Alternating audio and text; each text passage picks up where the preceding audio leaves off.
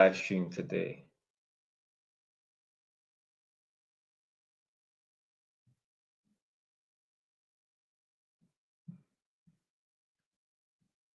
Whoops! I invited someone. No, don't join. Don't join.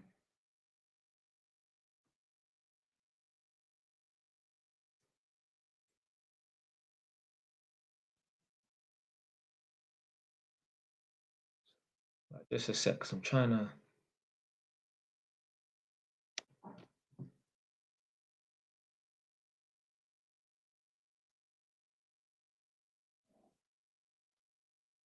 Load up the live onto my other phone.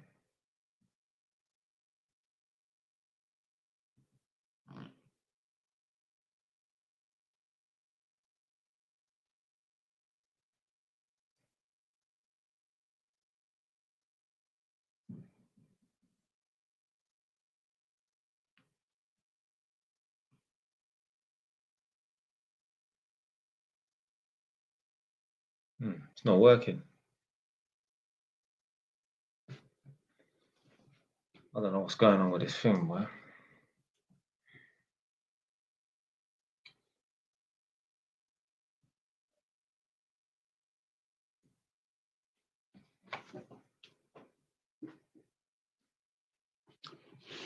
Oops.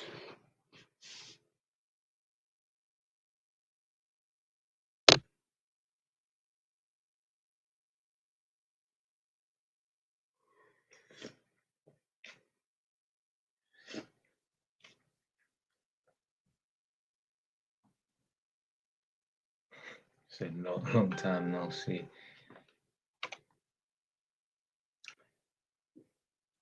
We got T from the 1-6. He's a part of the subscription, the membership. Right, 1 sec. I'm just trying to.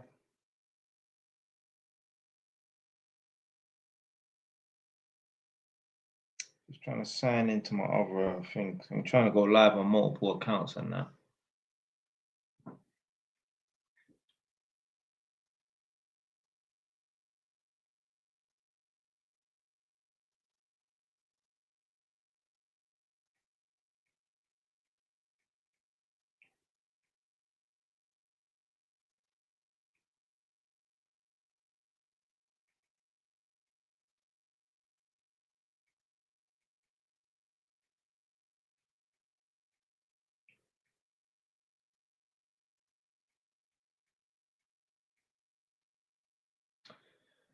Right.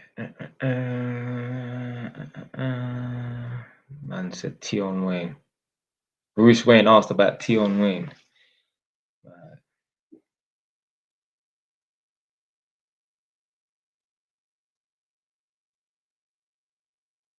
Oh, he's talking about. So a man said, a man's gone out, he's rang the intercom, and I can hear him go, yeah, hello, in the stupid voice and that. Yeah, obviously, look, every now and then it's all right to, muck about and mess about and that. But yo, you don't want to become a flipping clown with your girl. Your girl is not your friend. And I think that's the title of the video. Certain man, and we're all guilty of it, acting a bit stupid and that. Yo, you lose your status. How can your girl respect you as a serious man if you're acting like a goddamn jackass?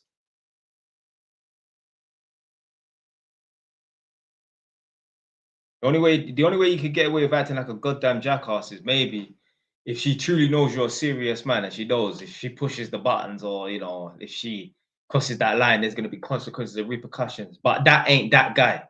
Yeah, it ain't that guy.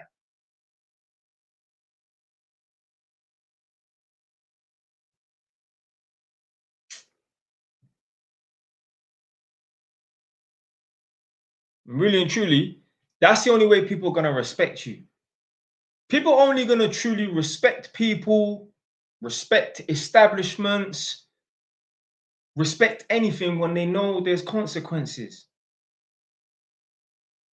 If you enter a building and you disrespect that building, say it's a church, say it's a mosque, say it's a place of work, If you disrespect that building and there's no consequences or repercussions in that, you're not gonna give a fuck.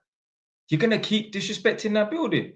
But likewise, like if it's a building that you want to be in, but there are consequences and repercussions if you disrespect that building, you're gonna respect that building. If you disrespect that building and you've seen it in front of your eyes, someone disrespect that building and they're banned from that building,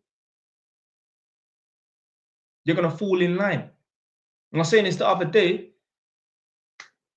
So, like on construction sites, yeah, to get into the construction site, you need to use your fingerprint biometrics, yeah. So, let's say, for example, yeah, the construction site was so strict. If you're late one time, that's one strike. But if you're late another time, you get banned, blocked, and barred from that construction site. Let's say you need to be in at 8 a.m. I guarantee you, if everybody knew, you get one chance to be late. On your second time, if you sign in 5 or 1 minute late, you are barred. You cannot no longer work. Everyone will be there at fucking 6:20 every morning because you know what's coming.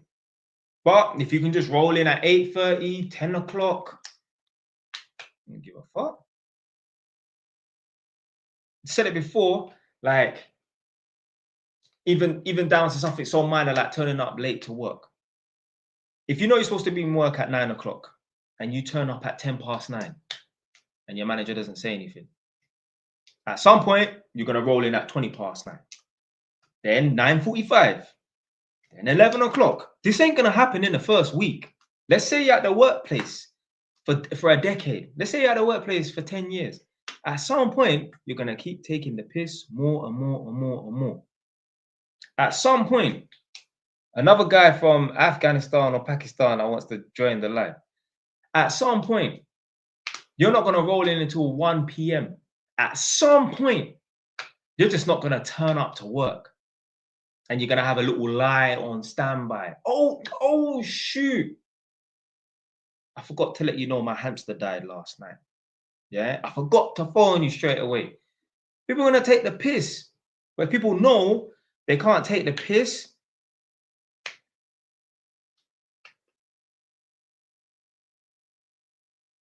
Human beings, human adults are like children. Yeah, they will keep pushing the limit. What the fuck for? I don't know. I'm still trying to work that out. There are people right now, yeah, they will meet people that they know are soft or they know that they can bully and still bully them. Why? Like me, I know there's people I meet, I know I'm tougher than them. I know I could bully them and push them around. Why? What for?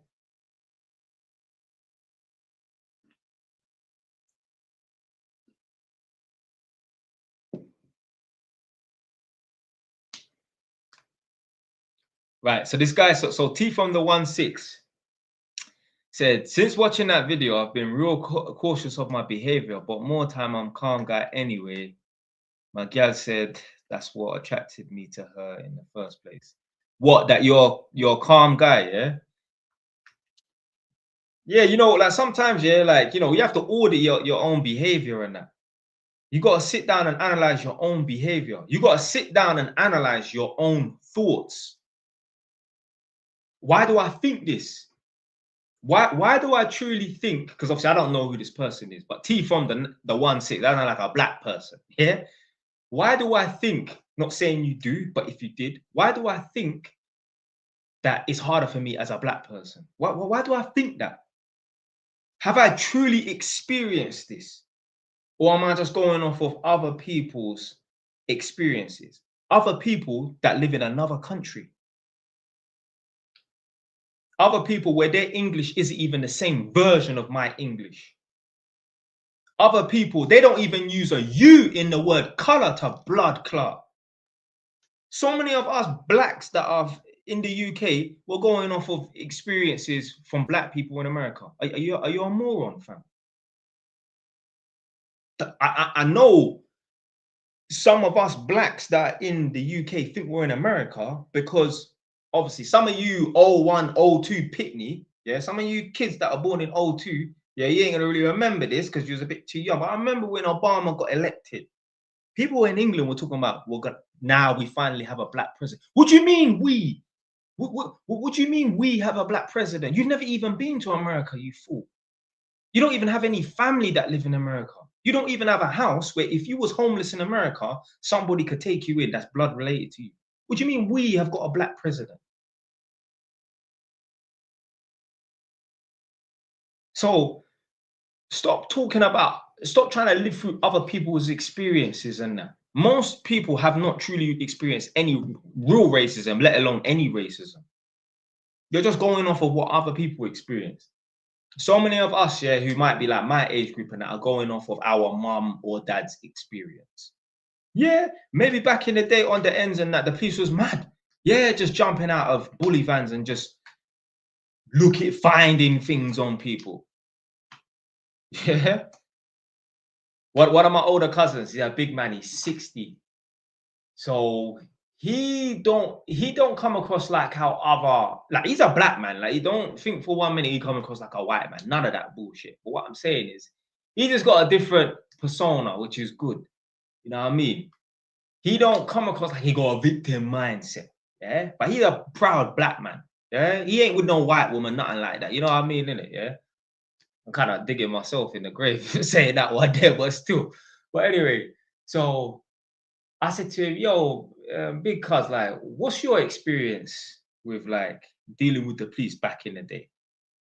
Like, have you had any bad experiences and that?"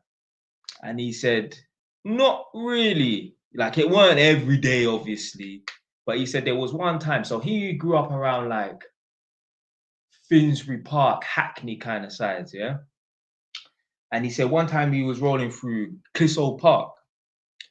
And he said him and about 3 friends, so maybe a total of 4 of them, these times they're like 16 years old. So as he's telling me the story, his brother is with him. We're in the same room. It's me and them two. They're my big cousins. His brother is one of them man there that doing research about the fucking Egyptians. Yeah. One of them sort of man there. Yeah. You're trying to work out who the first person was that went over and captured the first slaves. One of them sort of madman there. Innit? So I said to him, "What's your experience like?" So he said to me, one time when he was younger, about 16, so this is in the 70s or even the late 60s or something, he's walking through Clissold Park with 3 of his brethren. And he said he saw a bully van speeding towards him. And he's like, thinking, what? Vehicles, let alone police vehicles, don't come through this park. Now, maybe, I don't know, I've never even been Clissold Park. Obviously, I always make reference to it, but I ain't been Clissold Park in years, yeah? So maybe now vehicles can drive through. But anyway, he said a bully van was speeding towards him and it pulled up in front. About 5, 6 police officers jumped out. And they said, "Where have you just come from?" And they said, "We just come from through the park." He said, "Right, we're gonna stop you under section whatever crap. There's apparently there's been a burglary at a jewelry shop." His brother that was next to me, next to us in the same room, said that was a regular. That was a regular. So apparently, like, they used to use them excuses. Oh, there's been a burglary. 4 or 5 IC3s allegedly have ran through this park. That's why I was stopping you. Ah, no, innit? Yeah, maybe they was using that as an excuse, innit? But like, he did not go on to say that he's truly experienced racism like that. You know what I mean? So I was interested to know what his perception of racism was like. You know what I mean? Or what his experience was like. Because if a man's just got some ghetto mindset, blame the white man for all their problems, I don't even want to hear about your experience because I know what your experience is gonna be.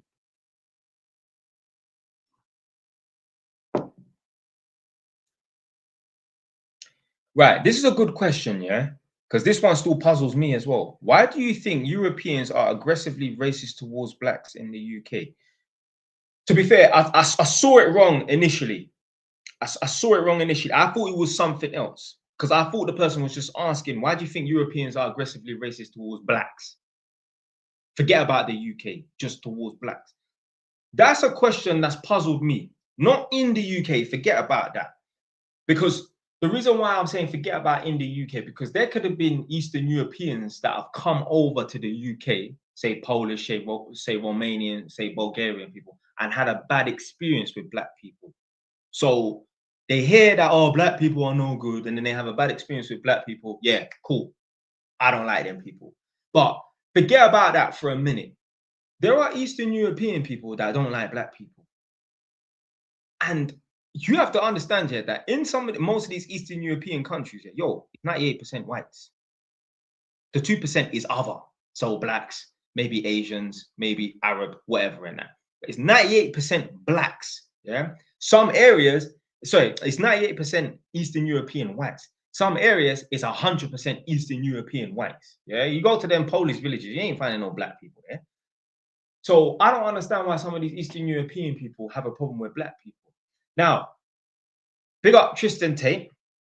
One time I was watching one of their podcast interviews or whatever, and he said that he had a girl once who was from Romania or Moldova, one of them. And obviously, if you know what he looks like, he don't look mixed race. He could look like he's a little. Right, when I say he don't look mixed race, he don't look like he's got a black dad or a black mom. He don't look like he's half. He looks like, yeah, he could be a little bit, I don't know, Portuguese or something. He could be a bit exotic at that. But what I'm saying, you will never know this man had a black dad. Yeah? So anyway, he linked up with this girl and they're chatting. And somehow they got on the subject. She started talking about black people. Now, this girl is from Romania or Moldova. She could probably count on one hand the amount of time she's met and even spoke to a black person in her country. Yeah. So she just started dissing black people. Like, oh yeah, just don't like these black people. Rare. And like he was saying, he was saying like, why the hell is she talking like this? That's what he was thinking, and that's what I'm thinking. Yo, you spent 99.9% of your life not even interacting with black people. You might pass one in the street every 10 months, but you don't know these people like that. So why do you have beef with them? Put it this way, that's like me having problems with people from Azerbaijan or Japan. I don't meet these people anyway. So why the fuck would I have a problem with someone from Israel? I've never met no one from Israel. It's like that, yeah? So anyway, she was talking bad about black people. He didn't say nothing. Obviously, later on that evening, he gave her an extra special beatdown, if you get what that means, yeah? He gave her an extra special beatdown.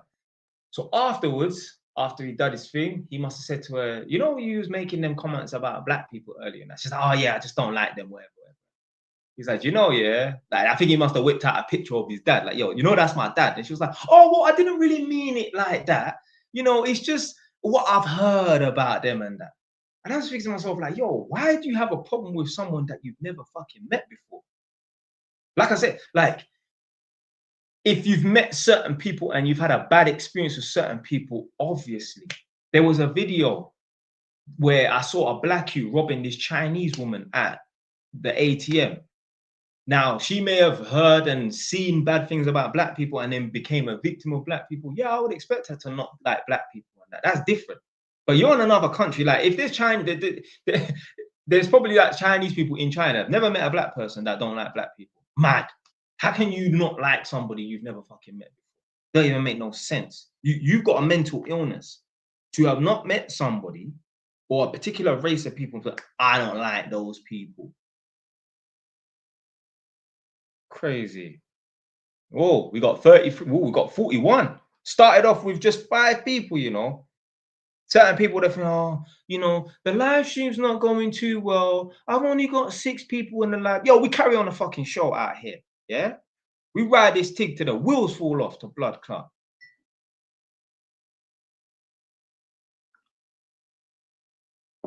What are you laughing at?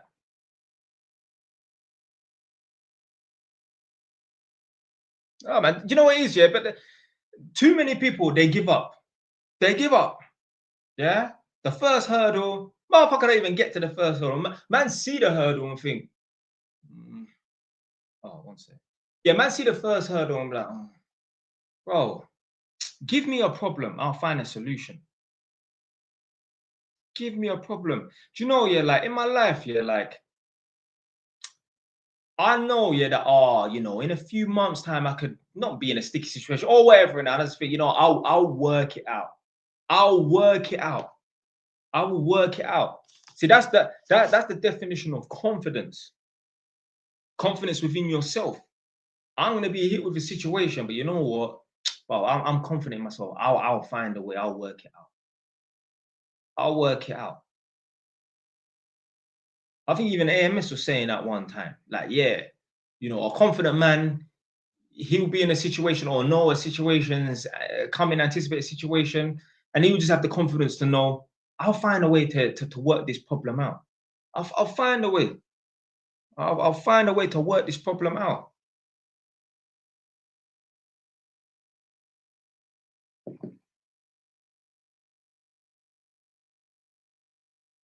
So someone asks, what's more fun to ride, the R6 or the R1? Obviously, the R1, yeah, has more power. You get me? Once you listen, the R1, you can do 100 miles an hour in first gear. You heard me right. 100 miles an hour in first gear. You can do way over the speed limit without even jumping to the next gear. That's how fast the R1 is. In the R6, I think the fastest you could probably do in first gear is 70 miles an hour. Yeah. The fastest that I've gone on my R1 is 162, and my R6 was 156. But yeah, in terms of what's more fun to ride,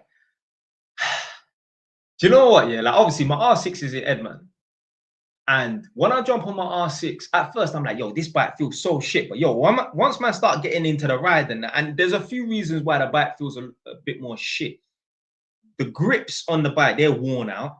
Little things like that make a difference, So the grips on the handlebars, they're worn out. I need to get new grips. And the seat is hard. The seat that I got on my R1, yo, that's like sitting on a sofa compared to fucking the R6 and that. So I need to get a new seat so it's a bit more comfortable and that. But still, man, the R6 is still fun because it's not as fast. You have to push it a bit more as well. So I don't know, man. I don't know. And I prefer the sound of the R6 as well. I don't really like the sound too tough of the R1, but I don't know. I don't know. The R1 is faster and that. I think the R6 looks nicer. If they both was exactly the same speed, performance, everything, and they just look different, the R6 is a better looking bike, I think. Right. So someone said, is social housing good for guaranteed rent? Probably, but do I want any council tenants in my property? Hell fucking no. What I did think to do though was like maybe get in touch with the council to use my property as like an emergency Airbnb sort of thing. Now, obviously, that's going to sound a bit contradictory. Like, yo, I thought you didn't want no council people. I thought you didn't want no DSS people in your property and that.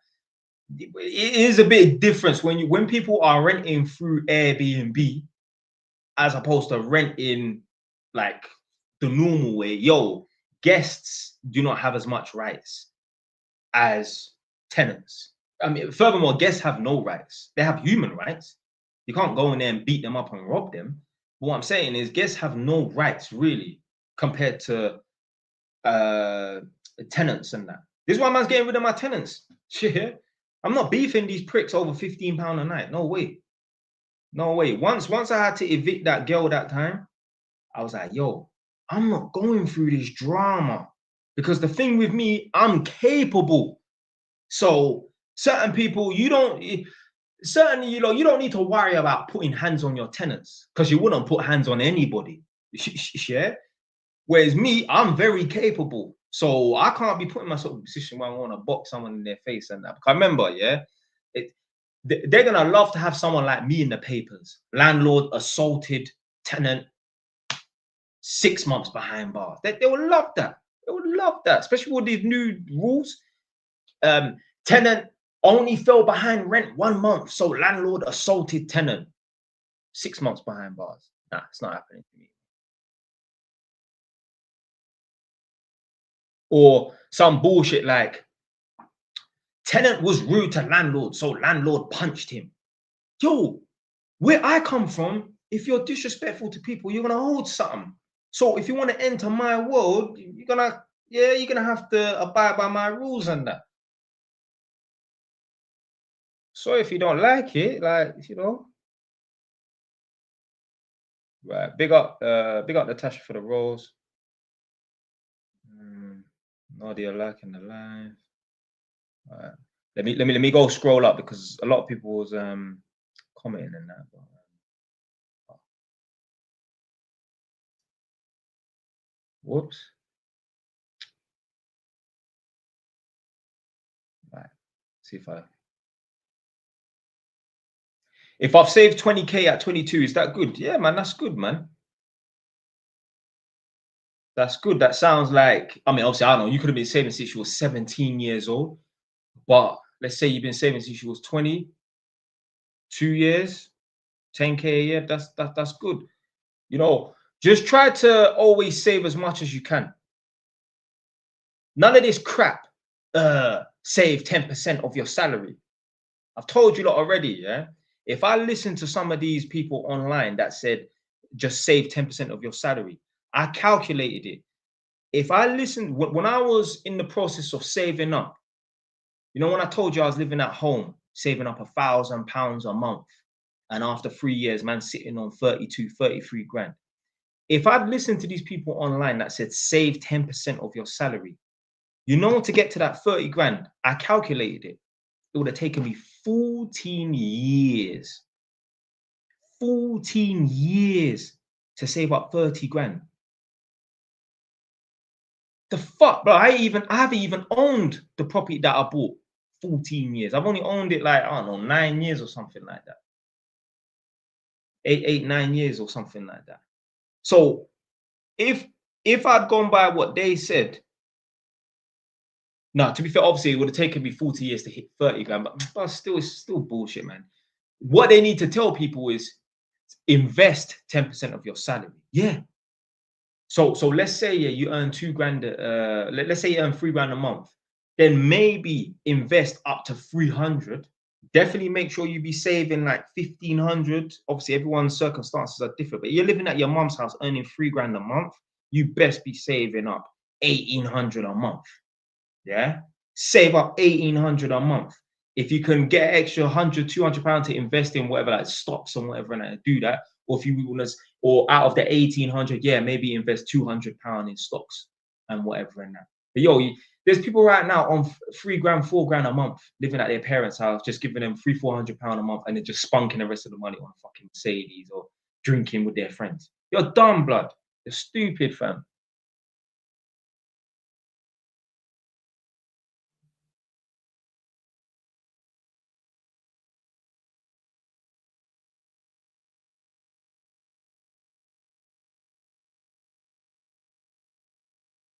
Or they're smoking cigarettes, or they're smoking things they shouldn't be smoking. Went to a guy's house today, and he said something about smoking. I said, "Oh, you smoke?" He's a big man, well into his 60s, and I said, "Oh, you smoke?"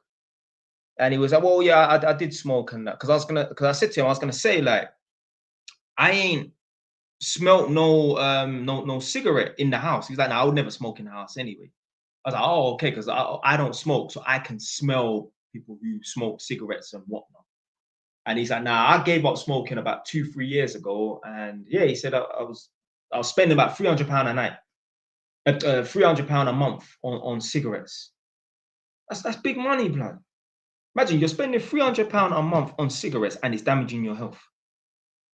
You're not even gaining anything from it, motherfucker. If you're spending £300 a month, you want to gain something from it. You don't want to. You don't want to diminish your health. This makes no sense, man. Me, I don't do none of that stuff. You won't catch me with a cigarette in my pocket. You won't catch me with a grinder in my chest of drawers. You won't catch me with a can of beer in the fridge. Just a cup of tea, mate. English.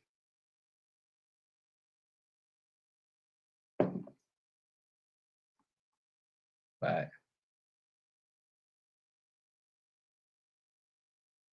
30K gets you nothing these days. What do you mean 30K gets you nothing these days? You can put down a 10% deposit on a property.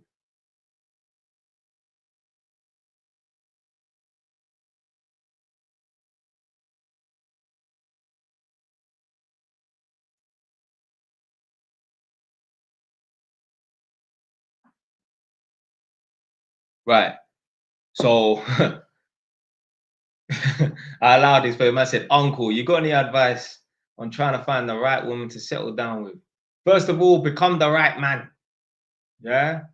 Don't try and expect top tier quality and you ain't top tier yourself. So become the right man. Obviously, make sure you're out here talking to girls, socializing and that, because you could be the right guy. If you don't leave your house, ain't no woman coming knocking your door. That is the realest truth. I think it was AMS that was saying that as well, you know. No 10 is ever knocking at your front door. It's the realest truth. Yeah. You've got more chance of meeting the girl of your dreams going to the fucking post office or Asda than sitting in your house playing video games. So yeah, you gotta be out here. Yeah. Now you don't need to run around on the streets and that, but yo, if you want a good quality woman, you have to go to where good quality women go to. Good quality women don't go to Clissold Park or these ratchet ass barbecues in Walthamstow. So don't be going there looking for a good quality woman. You gotta go where good quality women go. Sorry, YouTube. It looks like the thing was flipping freezing up or something. But yeah, you got go where good quality women go. Try and find yourself an educated woman.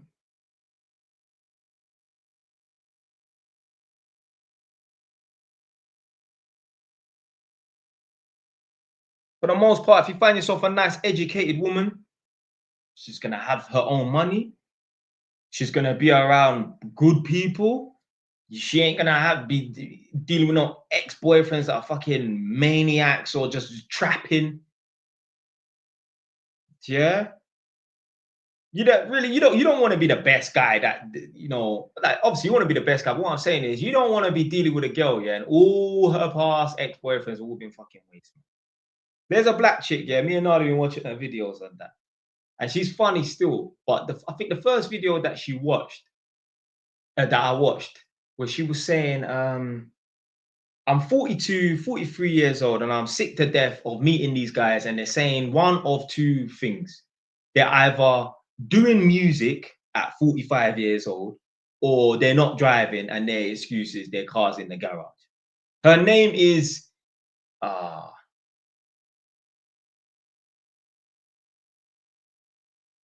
I'm still live. It said it's been flagged for hate speech or something like that. Anyway, fuck it. Yeah, they're either doing music at 45 or they're not driving because the car's in the garage. Joke, man. Well, you still doing music at 45, like, and you ain't blown yet, like, or you ain't making. Yo, get a fucking job, blood. Yeah, if you're doing music on the side because it's a hobby and that, cool. But you know what? Let me tell you something right now about hobbies.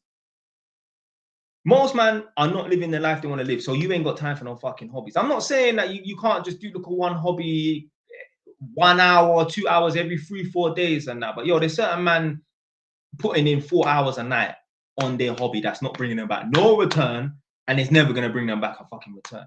There's grown ass man right now, yeah, still fucking about with Fruity Loops, Reason, Pro Tools, and Logic, making beats, but they're not making no money from it. They're just doing it as a hobby. They got a little weed in their mouth, yeah. Got a little cheese sandwich that's fucking stinks and that. They're not doing nothing productive with their time after work. They're just fucking about.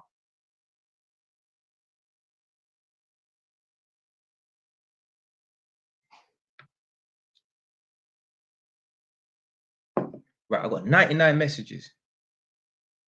Jay Wise, would you gamble? Nah, I don't gamble. I don't gamble. I don't play the lottery. I don't buy scratch cards. Do you know why? Because I'm not trying to get rich quick. I'm not trying to roll the dice and hope to get rich. Man's enjoying the journey. So, yeah, you will never catch me playing the lottery. I'm 33 years old. I think you need to be 16, if not 18, to play the lottery. I've never bought a lottery ticket. Never bought a lottery ticket ever in my life. Now, maybe will I go to the casino? I thought about that. We'll go casino and just play a little roulette and that, just for fun. Yeah, go and burn £100. Yeah, because casino is more of an experience and that. Now, obviously, people who have gambling addictions do go to casino. I've seen it. I've been to that Stratford Westfield casino a couple times, and there was one time there was one Chinese or Japanese woman in there. Yo, this woman was sitting at this table for at least an hour, just not speaking, just putting money down. She's probably super rich, but she has a gambling addiction. Yeah. But yeah, man, if you want to like play a little, yeah, little money, like let's say England's playing or last game of the Premiership or Champions League final, and that you want to put money on a football team, yeah. But yo, man, you shouldn't be gambling, man. You're trying to get rich quick.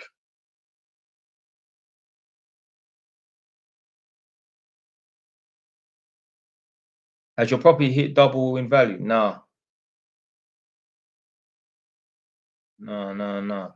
And that's a good point actually, because properties allegedly double every 10 years, allegedly. But one of my property, my first property, I think I've nearly had it 9 years or something. Yeah, I've had it 9 years now. When I bought it, it was 140. Bought it for 136, call it 140. Next year, it's not gonna be worth 280. Now, allegedly, properties have dipped a little bit in that, but still, it's still not gonna be, even in 2 years, after next year, it ain't gonna be worth 280. So whoever said properties double every 10 years, maybe in London. I don't think that statement is applicable to the whole of England. Now, maybe it just depends on the.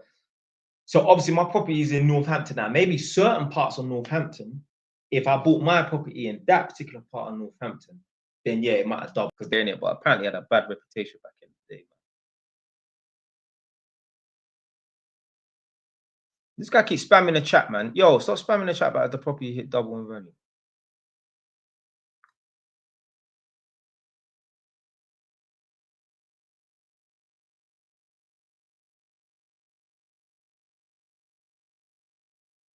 Decent flat or not nice house because the budget can't stretch to a nice one. Buy a not nice house and do it up and make a nice house.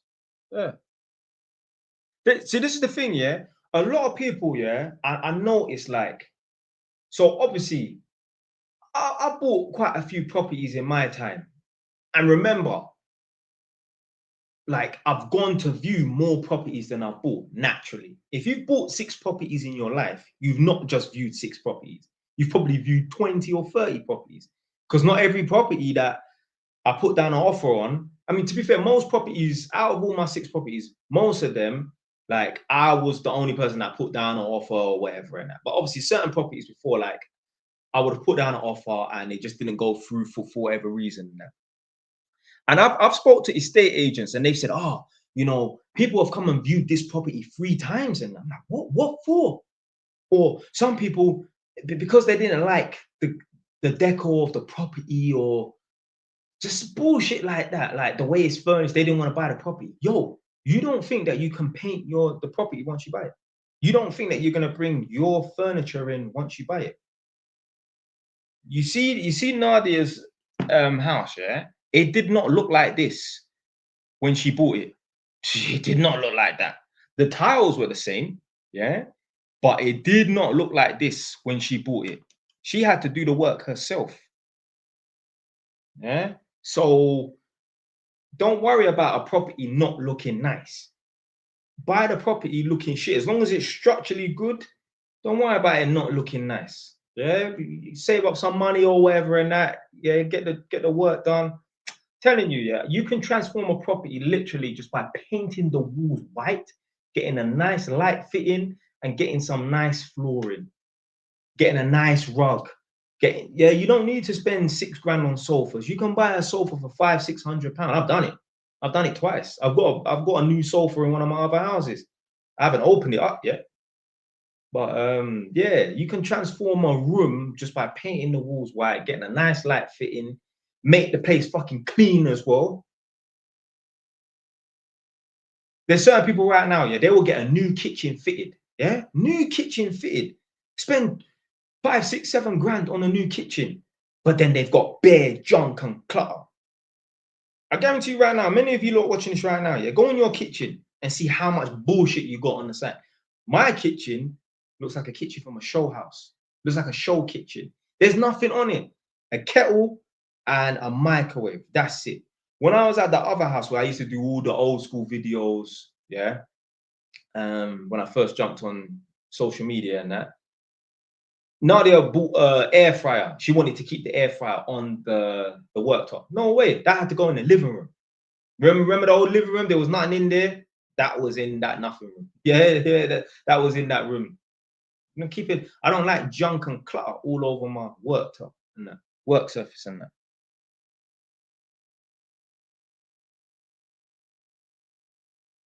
Oh, this monster guy. I know you.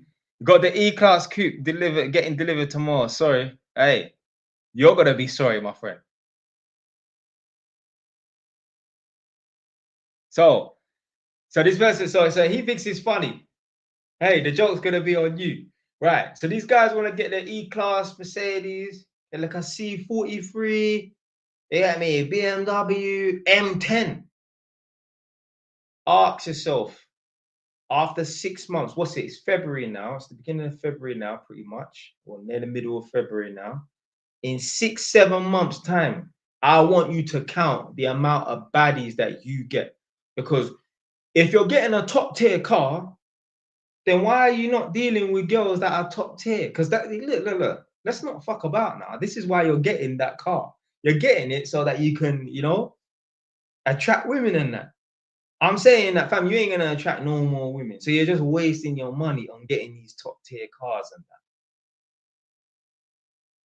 You're running around, you're driving around, yeah, in a top tier car and that, get me blasting your music, get me sunroof down, whatever, and that, yeah, convertible and that, trying to get these chicks. But little do you know, these chicks be dealing with guys that still living in their mum's yard in a box room with no car. Shit.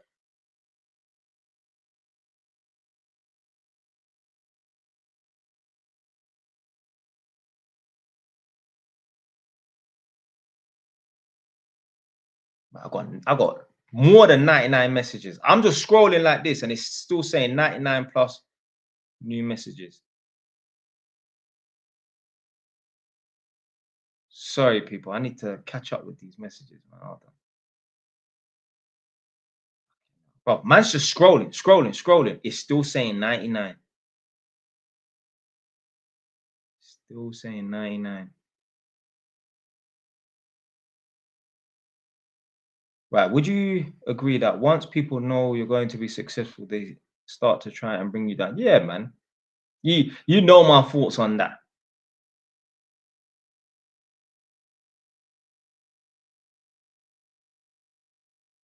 Right, one second. Sorry, I'm just trying to catch up with these messages. Although most of them are just saying this person joined.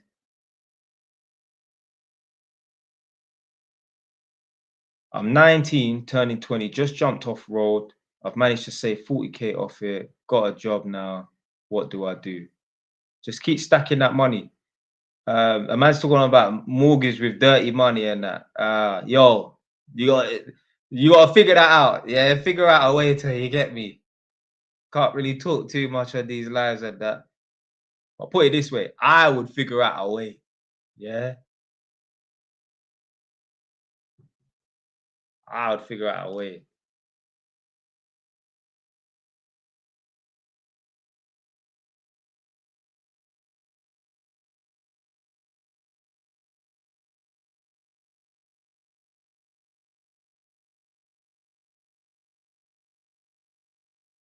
So E Romains said defo for a woman. Of course, man ain't getting. You think man are getting nice C43 rose gold chrome Mercedes? You think he's getting it for his brethren? Bro, he's getting it because men believe that the better the car, the more chance of attracting nicer women in that. Oh, if it weren't for women, yeah, man would be driving around in a Honda, yeah, like me. Yeah. If it weren't for women, man, then would still be in horse and carriage to blood clot. Yeah, you don't give a damn. Listen, if it weren't for women, I must have waved at someone. Take that wave back. But yeah, if it weren't for women, listen, was it Dave Chappelle said, if it weren't for women, a man will live in a cardboard box. That is the realest truth. We don't give a fuck about living in a nice, beautiful, comfortable home. We don't. Well, obviously, I want to live in a nice, comfortable home and that. But what I'm saying is, men, we can survive just fine living in a small place. Men don't care. Because as much as I like having a 3-bed house and that, I don't really care. I don't care. But man's lived on construction sites. Yeah. I remember this time last year. So let's say basically like January last year and that. Yo, man was living on a construction site. Yeah. The main thing was there needed to be somewhere for me to shower. That was the main thing. Man was living on a construction site. I'm all having a shower and the fucking water is running underneath the bathtub and rotting out the floor. There's all black mold underneath the bathtub and that. Man, I had to rip that out and start again.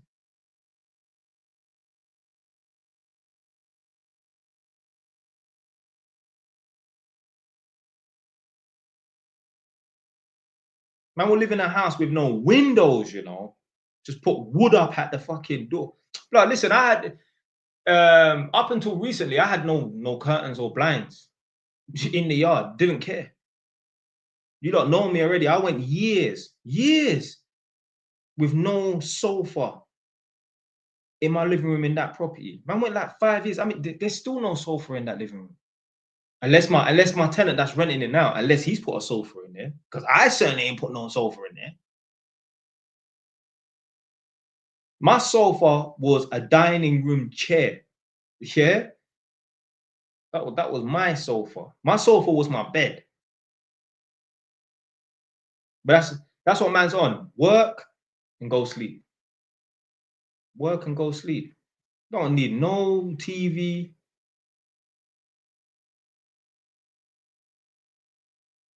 I said, nephew, how do you save money? Live below your means. What's the worst client you've had? What do you mean?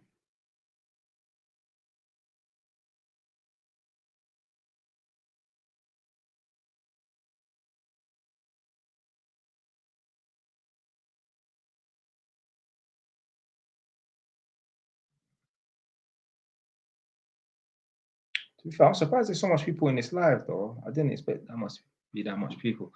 What do you think of railway engineering?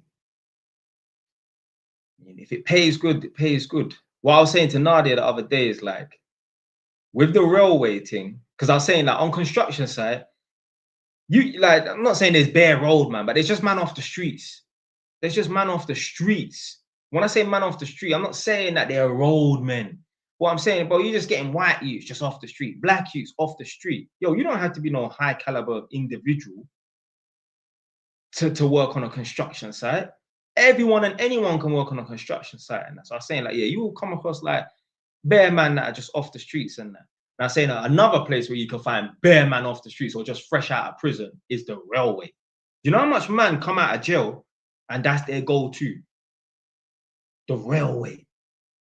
But one of my bridges, yeah, doing the railway thing, I say I don't chat to him no more. But I think he told me, yeah, that someone had an argument or something. I don't know if they got kicked off the construction site. They come back and they poke them, the supervisor or something like that, fam. Something like that. Madness. You think that's happening in some fucking posh estate agents called Knight Frank in Chelsea? No way. If a man get dismissed from some posh upmarket fucking estate agents on Knightsbridge, he will cry. He ain't gonna come back and think, right, I'm gonna poke this shoot. Come man can't disrespect me. Mad. Mad.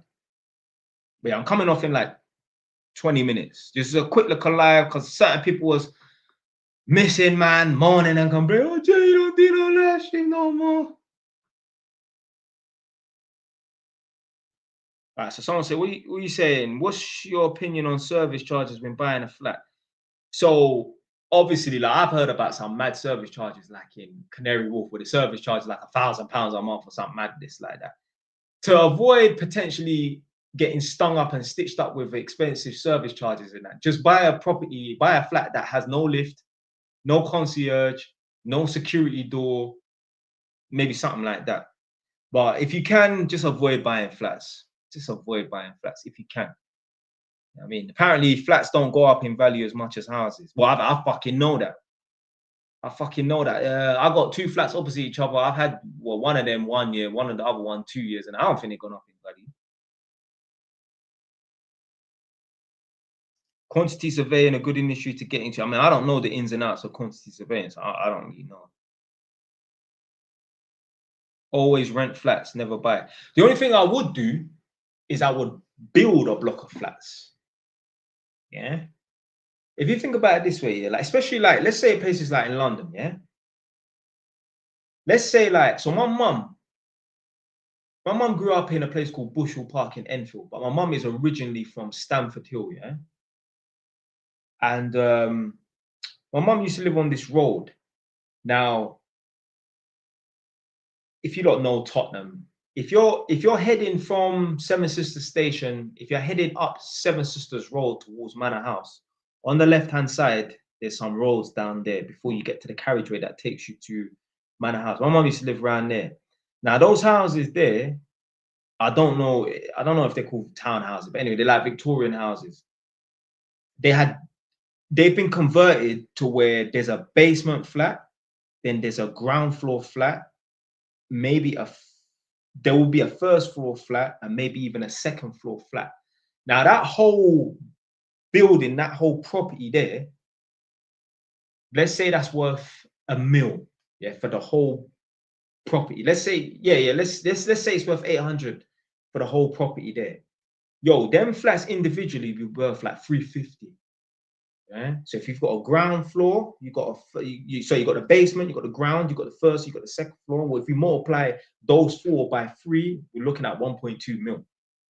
So if you get a whole building and you convert it into flats, it will be worth more than the whole building itself. Like where I've got the 2 properties that are side by side in Northampton, there's like miniature flat blocks on the estate. And inside the flat blocks, there's like 4 flats. Yeah. That miniature flat block as a whole building is pretty much the same size as the 5-bed houses that are on my estate. But guess what? The 5-bed houses are worth like 250, 260. But you see the individual flats in each, like in that total flat block, there's 4. I guarantee you those flats there are worth, even if it was a minimum of 100 grand each, 100 grand times 4 is 400. 400 is a lot more than 260, 270 last time I checked. So it just goes to show, yeah, it's more beneficial for the person who wants to build the flats as opposed to building houses. Houses are a waste of space. Houses don't utilize space efficiently. In houses, motherfuckers got dining rooms. Yo, yeah, like that's a waste of space. Now it's good for us, the people that are living in that property. But in terms of, you know, making money in that, yo, if you're building a property that's having a dining room in that, flats always make more. I think flats, there's more money for the person who's doing the investing and building a flat as opposed to building houses. Remember, with a house, yeah, you can only build so high up. With a flat, you can just keep going up and up and up and up and up. I mean, where I'm from in Edmonton, there's 3 flat blocks. They got 24 floors, 25. I used to chill in the flats every now and then. They got 25 floors. The top floor is a penthouse. Imagine how much each of those units are worth in that block.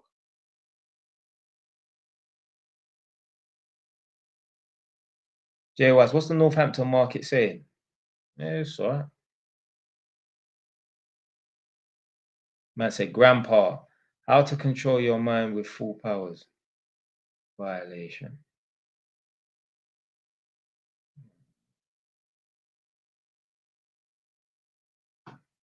Jay was about to go global with his new camera. Then it's not no new camera. Oh, do you know what it is now, man? I've been using this S25 Ultra for a while now.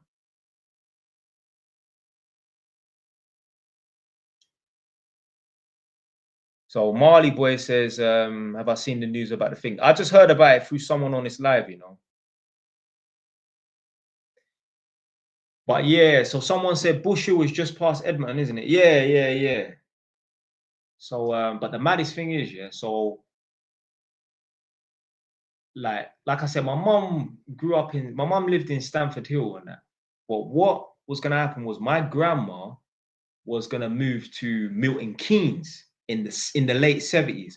So if you lot have been to Milton Keynes, press one. It's all very new. When I say new, I mean, there's probably some parts that are brand new. What I'm saying is Milton Keynes is a new town. Allegedly, it's a city. It ain't no fucking city. Okay? But Milton Keynes is like a new town relative to London, relative to Northampton and these other places and that. It had, put it this way, there's no history in Milton Keynes. Do you know why? Because it hasn't been around long enough to develop any history. Yeah.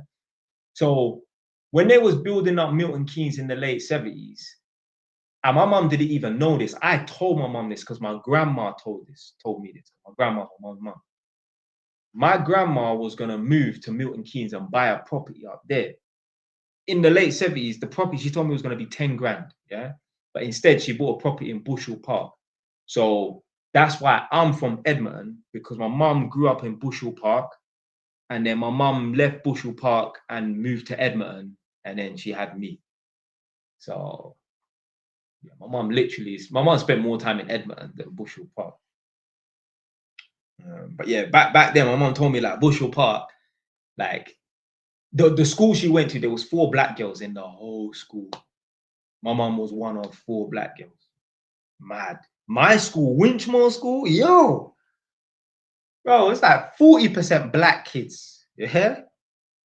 40%, 50% black kids. My school was, when you got 50% black kids, that means you got 90% black kids. Yeah. There's like 40% blacks. I say 40% Cypriots, because we had all the Turkish and Greek Cypriots, big them up from Palmer's Green, because Winchmore Hill is right next to Palmer's Green. And then the other 20% was just whites, like English, and then Asian and that. My Winchmore school is a good school. But yeah, luckily my grandma decided to move to Bushell Park, because fucking hell, imagine I moved to Milton Keynes. There would be no JYs on this camera. I wouldn't even speak or sound the same. I'd probably have a fucking afro. You know, them man there in them other areas and that, they're like 15 years behind.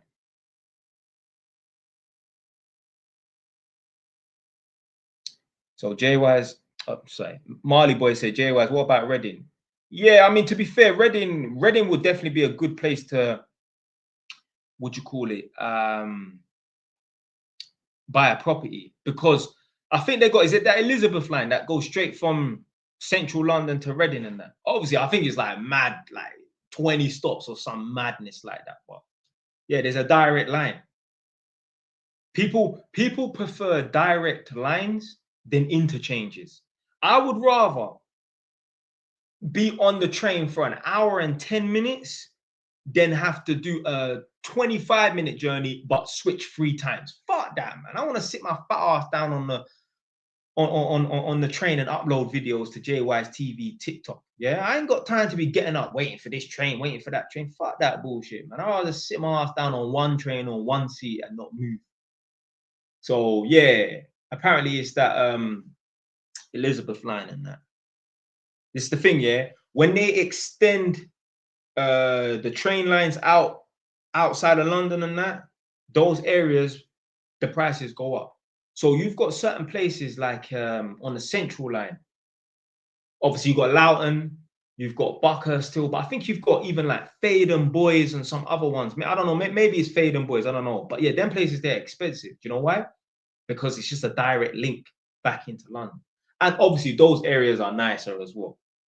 Those areas are nicer.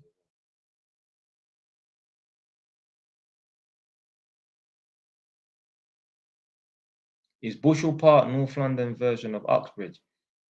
I don't really know Uxbridge like that, so I'm not too sure.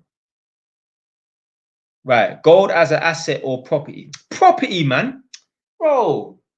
I don't give a damn about even if the equivalent of gold is valued more than fucking property. Yo, where are you housing your children, my friend? Like, the fuck, man? Your gold can be robbed from you, you know. You can get jacked, you know. You know that that's possible, you know. Man can break into your yard and stick you up. Did you know that? How are you getting jacked for your property? I heard about some Albanians. Yeah, I heard they made someone transfer the property into their name. Some madness like that. I mean, that could happen, innit? But still, man are talking about, yeah, man, get a watch. It's a better investment than property. But shut your mouth, blood. This is why I had to stop talking to a man, because a guy was convinced that buying a property, buying a watch is a better investment than a property. Once I clocked that, I'm like, we ain't on the same stuff. We ain't on the same stuff. And then when I catch up with a man a year later or 7, 8 months later after not chatting to him, and I'm saying to him, like, yo, you're falling behind. You're still living in a council house. We're from the same place. You ain't made no progress in that. Hear a man's stupid response. I am from London. I'm not buying a property in the middle of nowhere, making reference to Northampton. Well, stay in London in your council house and never grow then. I'll go to Northampton and build up a £1 million property portfolio. Yeah. Your mum is more proud of me than you. Yeah.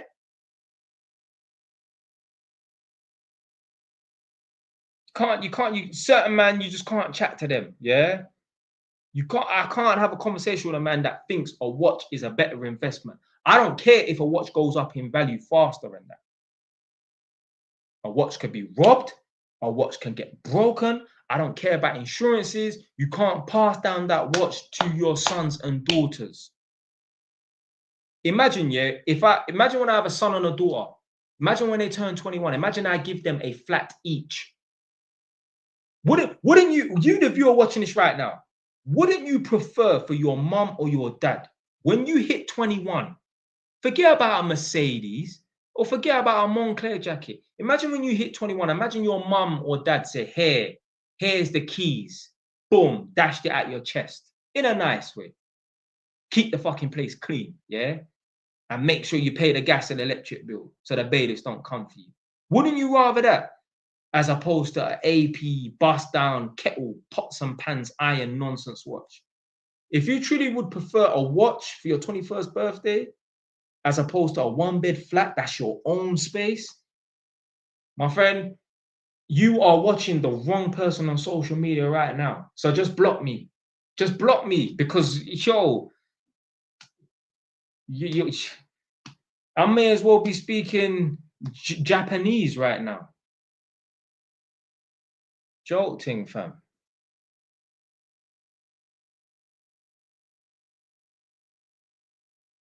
So a man said, or it could be a female, but more than likely it's a man.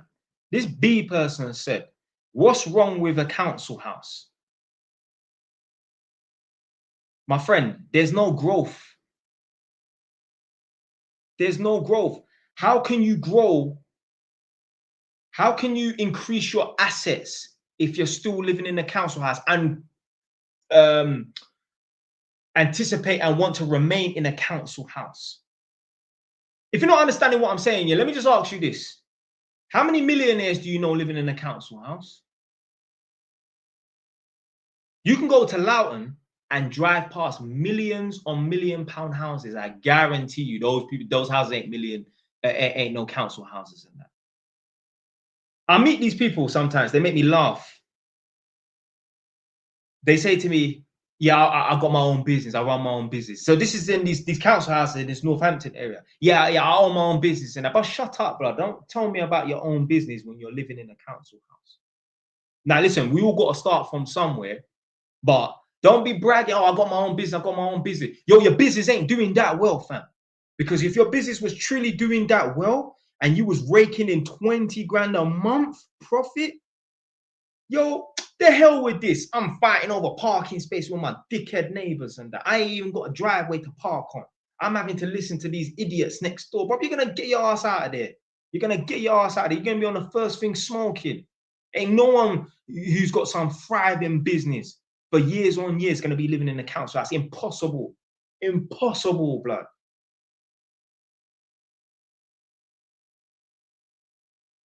You're going to get your ass out there. I went to one woman's house the other day, yeah. She was trying to tell me, yeah. I got free business. I got free businesses. This motherfucker was running behind me, switching off the lights.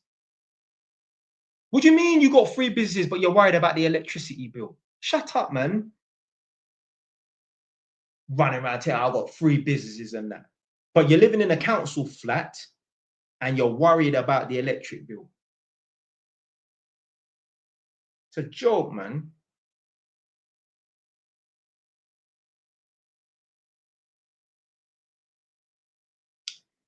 Big up Shane. He said the only millionaires in social housing are cheating the system. LOL. Yeah, man. There's no one that's raking in some serious cash. Because this is the thing, yeah. When you don't have money, you have to settle. You have to settle for shitty friends, shitty family members, shitty environment. When you've got money, see, look, most of you lot's problems, most of our problems is to do with money, lack of. When you got money, you don't have to tolerate bullshit. I guarantee you right now, yeah, there's so many people watching this right now, yeah. If you was a millionaire, you got millions on millions, I guarantee you, yeah, you would get rid of some of the people in your life. The reason why certain people are friends with certain people right now, or they got some shitty friends around them right now, yo, you don't even know this, but subconsciously, yeah, like you're just keeping them around just in case. When you've got money in abundance, you don't need people. You don't. They're just an extra. They're just an added bonus. But when you're broke, when you've got nothing and you're living on a breadline, you need people. Back in the day, yeah, like in England, people had no money in the 80s and that. They had to rely on their neighbors to help feed them. They would have to go to their neighbors for bread and that. This is what happens when you're poor. I guarantee you the multi-millionaires back in the 80s, they weren't going to their neighbors for a loaf of bread. You got any Hovis, Jeff? No, you don't need to. You don't need to. So the reason why a lot of people are living in like settling and that's because they ain't got the money. When you have money, you have options. When you don't have money, you have no options.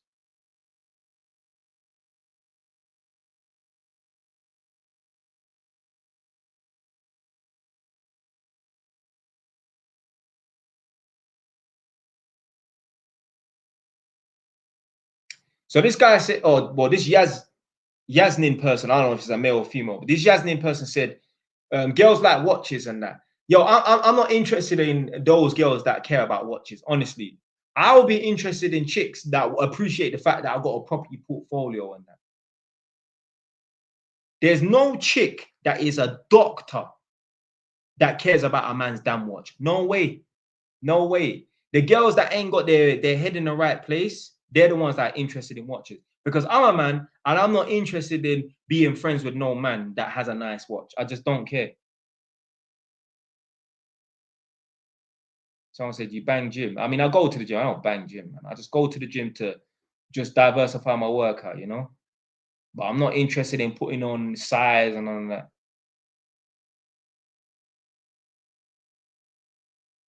This Malachi person said, some brother said he'd rather have a kettle than a property. Yeah, I know that's true. Do you know how I know that's true? You see on Made You Think. Big up Made You Think. Made You Think's posted up some of my content a few times and that. And I don't know, maybe it was a video that I posted up talking about watches and that. If it weren't that, I may have posted up a comment talking about, yo, get a property instead of watches. The man them ripping me in the comment section. You're an idiot. You're an idiot. You don't know nothing. You don't know nothing. Yo, why is me making comments about buying a property over watch? Why is that getting under your skin? I know why that's getting under their skin, because they know deep down they should be buying a property. They know deep down you need to have a property. You need to have a property first. But because they live in London, they think it's impossible, so it's off the table. It's not even an option. So man are gonna get vexed when man are talking about get a property, get a property. Stupidness, man. You don't want to be renting. You want to have your own place that you own.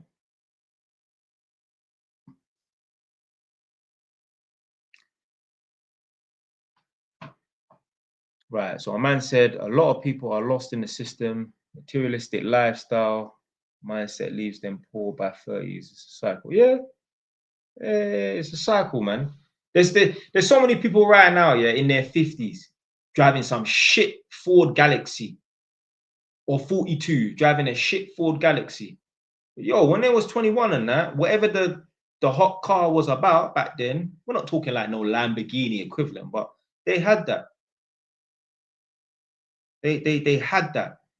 But some people are just not smart. I know somebody when they were 17, they guess how much their first car cost. Yeah, when they were 17, it didn't cost 1,700 or 1,200. Their first car when they were 17 cost £7,000. And now they're 27 years old, still living at their mum's house because their priorities were all wrong. Whereas me, when I was 20 years old, I passed my driving test 4 days before my 21st birthday. I bought a little shitty Honda 1200. Fast forward, you know, a decade later, I'm sitting on 5, 6 properties and that.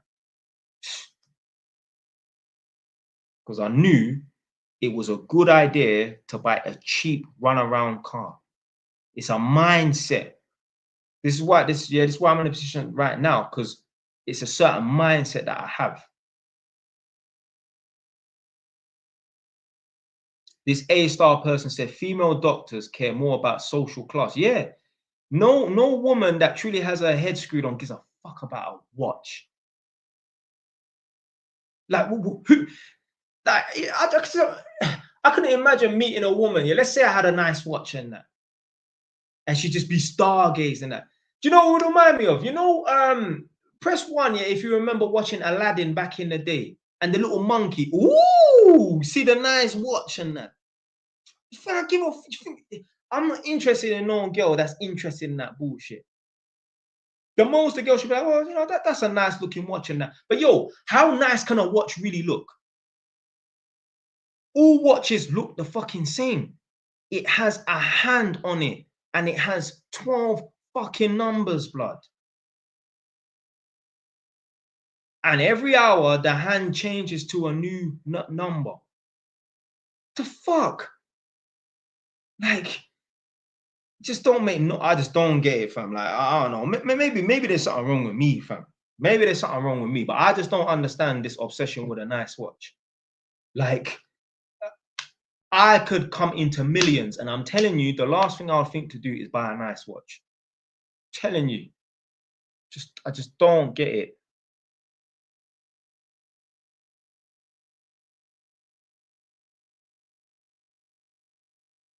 Remember when I posted up? So there was a picture of one black girl, and she must have been standing in front of the LV store or something like that. So I took the picture and posted it up on, it was Twitter at the time, and obviously it became X now. Posted up this picture of this girl. Obviously, I rubbed out her face. Ain't getting no clout off of JYTV. But yeah, rubbed out her face and posted a picture saying, like, you know, you are truly a slave to the system if you think, you know, you're elevating your status by taking a picture outside the LV store. Something like that. You think I'll take a picture outside the LV store? Like, come on, man. There's certain people feel like, yo, you know, they're reaching levels and that because they wear certain clothes, certain garms and that. This don't make no sense. Just, I don't get it.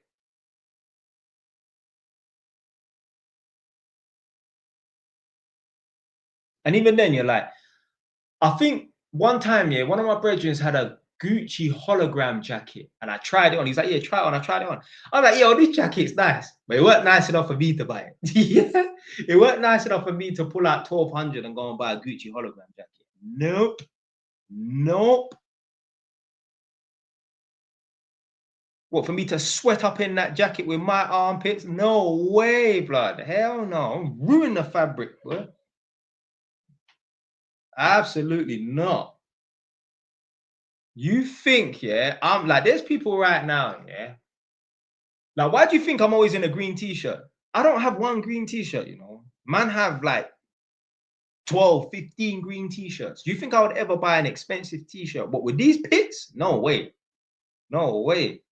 Man, rip a hole through them when I sweat, yeah? So there's no way I'm buying no expensive t-shirts or shit like that, let alone some expensive Gucci hologram jacket. Someone said, why do you swear a lot or why do you sweat a lot?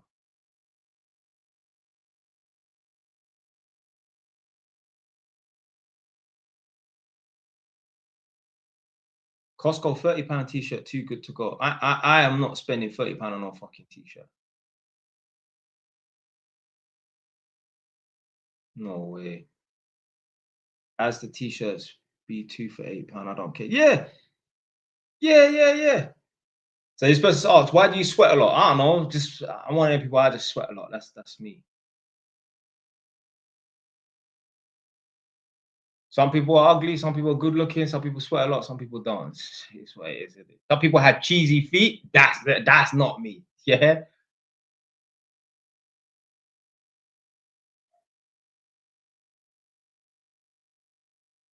But yeah, like my man's talking about going to Asda and buying t-shirts and that. Yeah, these are fruit of the loom, plain t-shirts. There's certain man they would never wear a fruit of the loom plain t-shirt. Blood, as long as it fits, that's the main thing. There's certain man right now, yeah, they want to buy a nice Moncler jacket, but yo, your body ain't nice, fam. Why don't you just get in shape? The best form of clothing, the best drip is a good body, in my opinion. You think a girl wants a fat guy in a Moncler? Nah, man. She would rather a guy in a fucking Primark tracksuit that, you know, the clothes is fitted, yeah? Rather than, you know, man trying to hide in titties in fucking under a Gucci hologram jacket or something like that.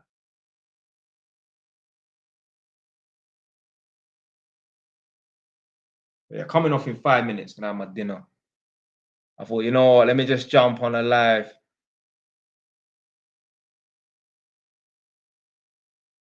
So this person said, talks with Muddy. Bratman care about Gams. Yeah. Someone said, what you eating, mate? Nadia actually made me curry goat, you know. Nadia is the best cook. Big up man like Quincy. Come on. Nadia is the best cook. I told my mum, Nadia is a better cook than you. Someone I told that, they said, how can you tell your mum that your girl's a better cook? Because it's the truth. I'm not pretending. I'm not pretending. Nadia is the best cook. I don't know, like where she inherited this talent from. Listen, let me tell you something about Nadia's cooking. Yeah, one time, one of my brothers, he's Nigerian. He came to my yard. Yeah, and Nadia must have left some food, and she went about her business. I don't know where she was living at the time. She wasn't living with me. My brother came around. Yeah, I said to him, "Do you want some food?" He was like, "Yeah." I said, "Yeah, my girl cooked it." It was like obviously, like she doesn't know how to make rice and peas because she was talking about doing it for the first time. But anyway, it was like rice with some sort of beans or something. Anyway, but there was like bits of like beef in it. Yeah. Yo, I gave it to him. I gave him just a small portion because I said, look, I don't know if you're gonna like it. Let me just give you a small portion. Bro, my man boxed up, waxed off the thing. He was like, yo, can I have some more? You know? Yeah. Yeah. Listen, when me and Nadia are broken up, but man's not thinking, oh, you know, bro, I'm thinking about that food. I'm not even gonna lie, you know. Certain man will be thinking, oh, man's been roasted for a week. Bro, I'm thinking about that food. I'm not even messing about, boy. But that's the thing, yeah. You want to put, like, that's what I'm saying, yeah. You, as people, male, female watching this right now, yeah, you want to become a valuable person so that when you're not around, your absence is felt, your silence is deafening. It don't even have to be like girlfriend, boyfriend nonsense. It could be at work. I'm telling you, like, obviously right now, my workplace here, like, work is slow, but that's because we got too much people. They need to get rid of some people. But let's say, yeah, when we just had like just a couple of us, like there was like 3 of us on the contract, and I guarantee you, if I wasn't at work for a week, they would feel it. I know I provide value to my workplace, because when the other guys can't make the jobs because they're unreliable, they give them to me. When they have a tenant that's a bit problematic, they give the tenant to me. So they need to stop doing that because it's getting on my nerves. Yeah, I had one maniac woman the other day, boy. But yeah, um, yeah. But when you provide value in that, when you're not around, your absence is felt. You don't want to be the sort of person when you're not around, nobody gives a shit. Yeah. When you're not around, nobody gives a shit. You want to be the sort of person when you're not around, people are thinking like, yo, like, you know.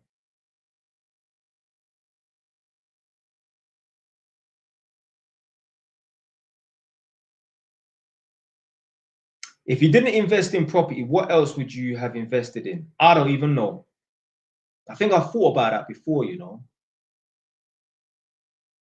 Because to be fair, yeah, I don't even know, because if in the current time of, if I knew about investing in something else, I would be investing in something else. I've always, yeah, I got money like, well, not right now, but I got money that I can just throw away and invest in something and that. So I don't know. I don't know. Right, this person, well, this service is home by says, yo, Jay was, I understand your goal and I hear you about taking sacrifices for your future, but when you're gonna start enjoying your money as life is short, drive a better car, go on holidays? Well, first of all, I don't care about going on holidays, you know. I'm not interested. I have no urge to go on holiday. So like sometimes, yeah, like the TV will be on and Nadia will be like, oh, look at that place and that. And I just think, okay, let's say I go to this place. All right, what am I gonna do? Sit at the beach all day for the next 7 days on holiday and that?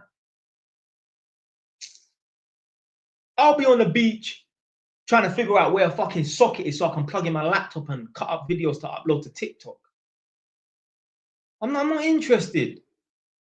Yeah, but the driving a nice car, yeah, that's because for me, driving a car is an experience. You know what I mean? Like riding motorbike, it's an experience. But yeah, man, when the time is right, man. Um, yeah, summer. Sorry, forget summer. Spring's approaching. So yeah, I'm gonna be back on that bike for real. Yeah, I took the bike out the other day. I had to call my little young G still. I told you already, like I had some little young youths, big them up, doing work for me and that. There's me, I'm trying to take the motorbike out of one of my houses and that, and I got it stuck in the doorway, and the bike has collapsed and it's tilted on its side. Yo, that bike weighs 200 kg. Have dropped that R1 as well. I've dropped my R6. I can pick the bike up, not lift it up and curl it like a fucking dumbbell. What I'm saying is, I've dropped the bike before, and like the R1, the R6 will weigh like 180, and the R1 probably like 200 kg. I can lift it and stand it back up, but that's because I've got space and that. The bike was stuck in the doorway, and I couldn't lift it. Couldn't lift it because there was just no space. I had to call this you. He brought his dad and his friend, and all 3 of us, we had to lift this bike and take it out into the back garden. Could not move it. Could not move it. They got a man like Jimmy Bradshaw. Oh my days, I forgot to monetize the live stream. But at least, see, this what I'm saying. Yeah, I was talking about people and their presence and offer bringing value in that. The fact that this guy just came into the live stream and he reminded me about monetizing the live stream. Jimmy Bradshaw, you'll forever be missed. There'll come a day when you stop coming into the lives and that. Fuck, totally forgot, you know.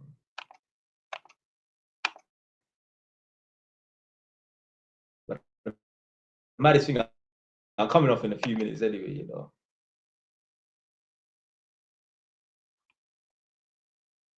What's your opinion on buying gold and silver? I mean, I don't get involved in those things, so I don't know.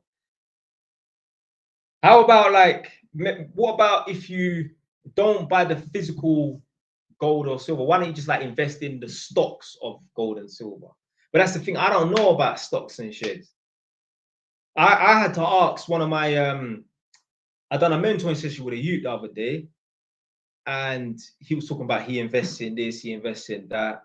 So I don't know, probably a couple of weeks later, and I was like, "Oh, explain the investing in the stocks thing." He explained it. I've got it on a voice note on Instagram, and I'd have to re-listen to it. Yeah, it's nothing that I get involved in really. But you got £200 extra lying around to invest every month. Why not? Big up Snazzy. How's the apprenticeship going?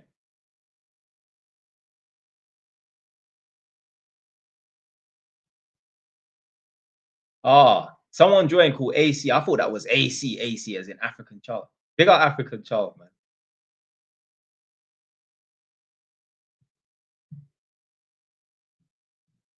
What? This thing's about to tilt. So this Karch, said, well on JYS, keep up the content. That's always here, staying consistent. You see, oh, that's what I wanted to talk about. So I was talking about, in one video, I said something about lucky days. If you show up every single day, you're bound to get lucky. So you can be successful two ways. The second way, you're unlikely to be successful, but it can still happen. Yeah. You will be somewhat, if not very successful, if you just work hard, you show up every day. Whatever it is, apply it to wherever you want to apply it to. Let's talk about football training. I've mentioned this before. There's youths out here, yeah, who, let's say they play for Broadwater Farm. There's youths out here that turn up to every single training session. And, Broadwater Farm, that's somewhere that you can find some raw talent in that, yeah? There's youths that train up to every single training session. They will get lucky that one day when one of the Tottenham scouts decide, let me go into the jungle.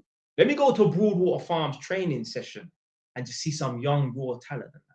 Yo, the youth that has the talent that can't be bothered to show up to every single training session at Broadwater Farm, that one day that scout decides to go into the jungle and risk getting his car taken and that, yeah, he's going to miss that opportunity. Whereas if you show up every day, you will never miss a lucky day. Lucky days do exist. And I've experienced that now. So obviously on JY's TV, the regular account, obviously I came back from Edmonton and I've gone straight to my property that's an Airbnb. So I had like 4% left on my battery. I'm like, oh, I'm going to record this video. I'm going in for the first time. I don't know what the Airbnb guests have left the property like. I'm literally turning up. This is like live, yeah? Made that video. I made it into 2 parts because I cut the camera to put on shoe covers or something. Part 1, that video there is on about 300,000 views. Part 2, yo, that video is on 1.4 million views. Do you know how much I'm going to get paid from that? Right now, yeah, it's saying I'm going to get paid $1,200 from that video. I just got lucky. It was just a stupid video with no meaning. That video can't help nobody. There's content that can truly help people's lives that I've made that ain't fucking making no money. But that dumb little video of me just walking around showing the property of how the tenants left it, I get paid $1,200 and counting. So lucky days do exist. Yeah, you can just get lucky. One day you make a video and you just get lucky. You get paid $1,000 from that one video because it hit 1.4 million views in that. Lucky days exist. On the contrary, unlucky days also exist. So, motorbike riding is dangerous. I mean, obviously, I don't want this theory to be true, but what I'm saying is, yeah, like, I believe, not that I want this to be true, but what I'm saying is, like, in a 30-day month, there is one unlucky day with one unlucky hour. Yeah, let's say it's the 15th of said month, and the hour is between 1:30 to 2:30. An accident could happen, But the thing is, I don't ride my bike every day. So I'm lucky to miss those unlucky days. Press one if you truly understand what I mean. So I don't ride my bike every day, but an unlucky day is due to happen in a month, but it just so happens that I don't ride my bike on that day to run into that unlucky day. Do you understand what I'm trying to say? Yeah. There is unlucky days, but I just miss them because I don't ride my bike every single day. I'ma keep it that way too. Yeah. So lucky days exist and unlucky days exist. The reason why we're alive today, and sometimes you have to be thankful for like unfortunate stuff happening. Remember I said earlier, yeah, my bike got jammed in the doorway and I could not lift it. I could not lift it because it was so, I just could not get no leverage. Like I said, I've dropped that R1 and picked it up off the floor. But because it was jammed in the doorway, I can't get around the bike to even lift it up and that, yeah. I ain't got no leverage on that. You never know. So it took me like 30 minutes because when I rang the U, he said, "Oh, I'm around the corner. I'll bring my dad. I'll be there in 30 minutes." My man came pronto. Respect to him. Yeah. You never know. If I took that bike out, if I was 20 minutes early on the motorway, yo. So sometimes unfortunate things, yeah, like there might be some idiot slowing you down, yeah, because he wants to drive at 20 miles an hour on a 40 road. Yo, that guy could be saving your life, you know. Because if you'd just gone ahead and you was 2 minutes faster up that road, 2 minutes ahead on that road, yo, a lorry could have taken you out. The reason why a lot of us are alive today is because we went left instead of going right.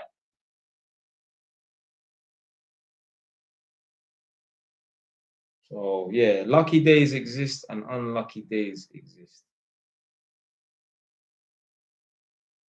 There's people right now, you know, on the right path, good people for the most part. Yo, they were just in the wrong place at the wrong time. I've spoken about this before. I ain't spoken about this in a long time, but basically, I was working in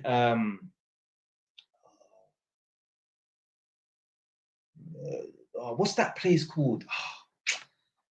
It's in East London. It's near like Mile End. What the fuck's that place name? Stepney Green. I was working near there at some uni student accommodation, yeah. And some woman, she's not here no more. Her and her 1-year-old baby in a pushchair. She was walking on the pavement. It's her right. She's allowed to walk on the pavement. A crane was suspending a pallet of bricks and the chain snapped. Gone. Gone. Wrong place, wrong time. Unlucky, innit? Yo, I wonder who got in trouble for that, boy. So, yeah, she wasn't doing nothing wrong. But you know, like there's some people, they walk down the road with just this entitled mentality. Today, I'm driving down the road. I'm probably doing 30 in that, and there's a zebra crossing. Now I don't know if this person is gonna walk past this zebra crossing. I mean, I'm one of them people. I don't just stop for the sake of stopping and that. So anyway, this chick looked like she was just gonna step out onto the zebra crossing. Like, yo, I know pedestrians have right of way, but I don't have this entitled mentality. If I'm walking and I'm about to hit the zebra crossing and walk across the zebra crossing, if I see someone speeding towards the zebra crossing, I'm not entitled. I don't walk across the zebra crossing. What you think, yeah, I'm relying on some random guy. I don't know his name. I don't know if he's even had a wash this morning. You think I'm relying on him to stop and save my life? No way. There's too many people on this earth. They're too entitled. There's women out here that be pushing a pushchair and just push the pushchair out onto the zebra crossing. Yo, you don't know. This guy might be a madman, might be running from the police. He might be on drugs. And you're just gonna just walk out onto the zebra crossing and that. Come on, man. Come on, man. Idiot thing that. But I ain't entitled. Man said big claim. What's a big claim?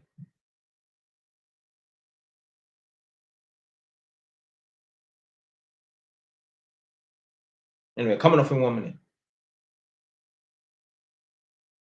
I said, so I said, I thought you was coming off an hour ago. Yeah, yeah. See.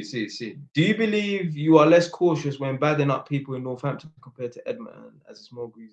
compared to Northampton. But I don't business, but if I've got a problem with people, I've got a problem with people. It's as simple as that. Edmonton is not Peckham, yeah? I mean, badding up people in Edmonton and Tottenham from day, so it still make no difference to me, man.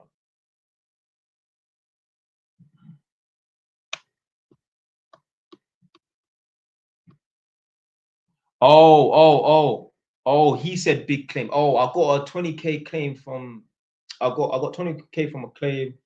I don't know what to do with it. Bro, you know what to do with it. You know what to do with it. Start asking questions. Yeah, you know what to do with it, my friend. What do you think I'm gonna say? Buy a Mercedes? Nah. You know what I'm gonna say. All right, so Snazzy's got a new job now. Okay. I think that's what it said. Yo, Jay was my first senior manager left, so I got a new one working with him 2 weeks. Oh, okay. Why did you move from London? Because the house prices are cheaper up in this Northampton area.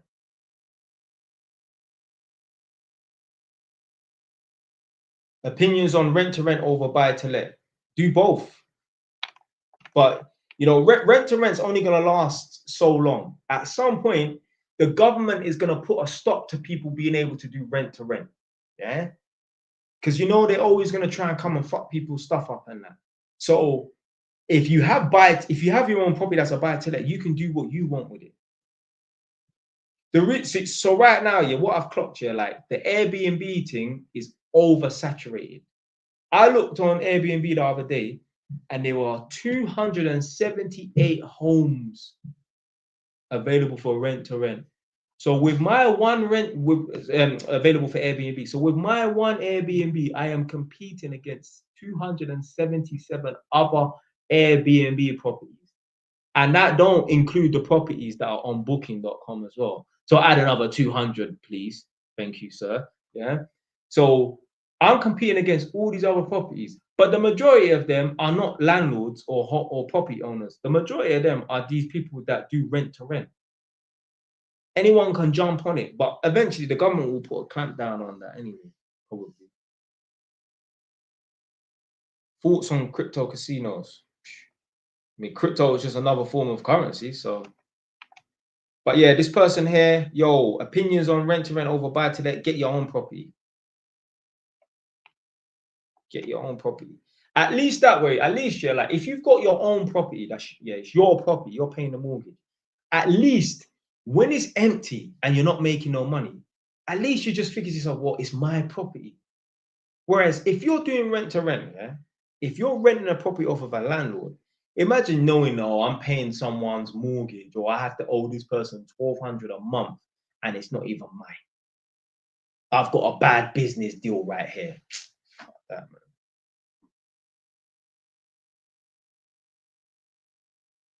So someone, this Tony person saying it's better than buy to let.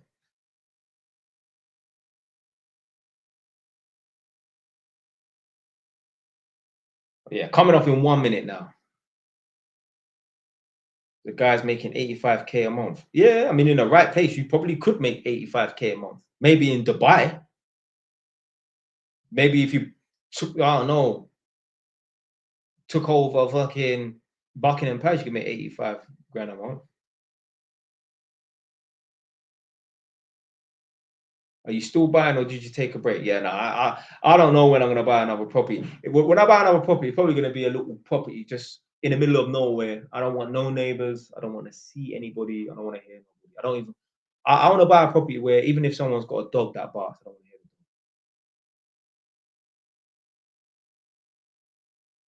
Did you play football in Power League NPK? You're talking about Willoughby Lane, innit? Press 1 if you're talking about Willoughby Lane at that local sports centre thing and that. I know what you're talking. Nah, I'm not a football man. Man got 2 left feet, bro.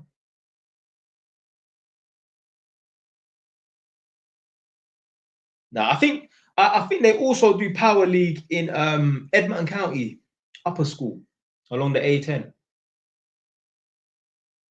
I know they're doing something because those lights are fucking bright, man. I'm surprised they ain't got a bunch of moths hanging around, like flying around and shit. But yeah, I think they got Power League going on in Edmonton County.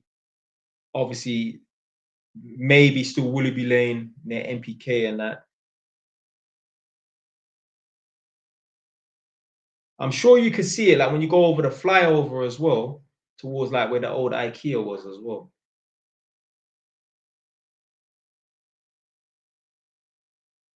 Right. So this guy said, yeah, how the guys in Tottenham beef when they live a street across from each other? It's all a facade. I mean, you need to go to Hackney. Tottenham, they ain't really beefing across the street. Hackney is beefing across the street, literally. London Fields and Holly Street is literally a part of the same geographical area, yeah? But they've drawn a line. Even like, I'm sure Fellows Court is around the corner from London Fields as well. Yeah? So, well, Hackney has just got a bunch of estates. Crazy. Hackney back in the day, bro. Early 2000s to 2010, 12 and that. Man. Snazzy said, do you know a place called Aylesbury? Yeah. That comes under the Buckinghamshire County, innit? They got a prison there. But would you definitely bump into old friends in Tottenham? I mean, I had no friends who were from Tottenham. I had family from Tottenham, but I didn't have no friends who were from Tottenham. I said, ever worked around there? Nah. I don't even think I've been to Aylesbury before, you know. Funny enough, I met a tenant the other day. He was from, so I met a tenant, and these tenants, they love to tell me that they've been to prison. They love to tell me they've been to prison. I don't ask them about no prison business. But this guy said to me, yeah, you know, recently I come out of prison. I done like 4 years for shotting hard food and that.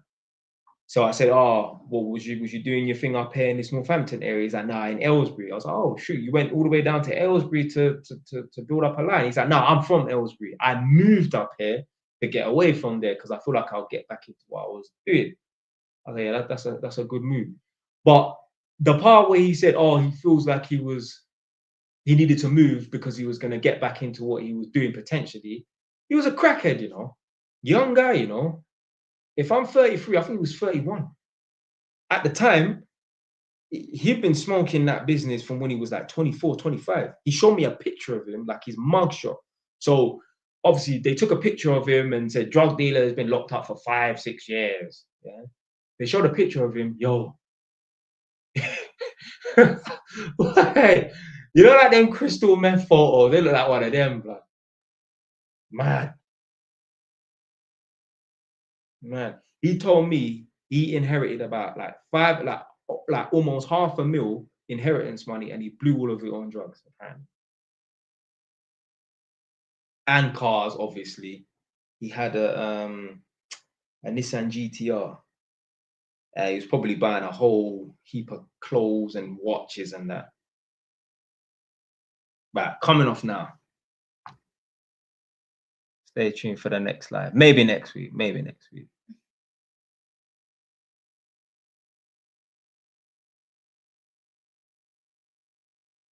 So this guy's asked me, richest part of London you've been? As I'd say the richest part of London that I've worked in a property was probably Chelsea. Yeah, Chelsea. Obviously, I've driven through Hampstead Heath and that. But yeah, richest part of London that I've worked in a property. No. Is it Belgravia or something like that? Someone put down in the chat, what's the place called? It's in central London. So it's like an EC or WC postcode. I think it's called like Belgravia. There was this French woman living in this property. And yeah, I think she was like, I don't know, like she was up there, like she was rich. And then to be fair, there was one, I went to a flat in Park Lane, and there was these Iranian kids. They were like 21. They even had a servant, like a maid. Yeah, so Belgrave, yeah, is an area in London. Yeah, I worked there. I went to some woman's flat that she was renting. And then near Ascot, obviously it's not in London, but it's outside. I went to one property, and I think the rent was like 10 grand a month. Mad. We went into this outhouse, which was like the plant room. So that's where the fuse board, like the three-phase consumer unit is, and the boiler room is. Yo, this whole the outbuilding was like the size of my ground floor of one of my properties. It was massive. Massive. I'm done now.